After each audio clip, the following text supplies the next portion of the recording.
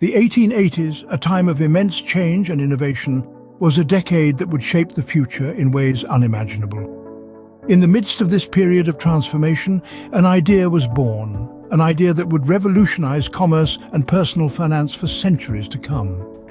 This was the decade that saw the birth of the credit card concept, as described in Edward Bellamy's novel Looking Backward. The world was evolving rapidly during the 1880s. The Industrial Revolution was in full swing, and the world was becoming more connected than ever before. In this backdrop, Bellamy published his novel, Looking Backward. The novel was set in a utopian future where society had drastically changed, and it was in this setting that the first description of a credit card was given. In Bellamy's novel, the credit card was no mere piece of plastic. It was a symbol of a new way of conducting transactions, a way that eliminated the need for physical currency. Every citizen in the book received a card similar to our modern-day credit card, which allowed them to access goods and services.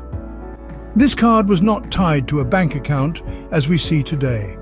Instead, it was a representation of the citizen's share in the collective wealth of the society. The credit card in Bellamy's novel was a revolutionary concept.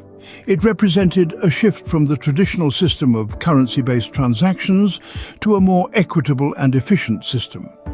It was a way to ensure that every citizen had access to the resources they needed without the need for physical money. But the concept of the credit card, as described in Bellamy's novel, was not just about changing the way transactions were made.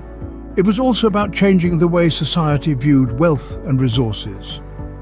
It was about creating a society where wealth was shared equally and everyone had access to the resources they needed. In summary, the 1880s was a time of great innovation and change, and it was during this period that the concept of the credit card was first described.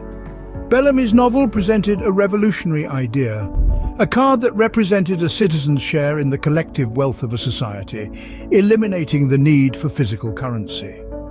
This concept has since evolved and shaped the way we conduct transactions today, making Bellamy's novel a significant milestone in the history of personal finance.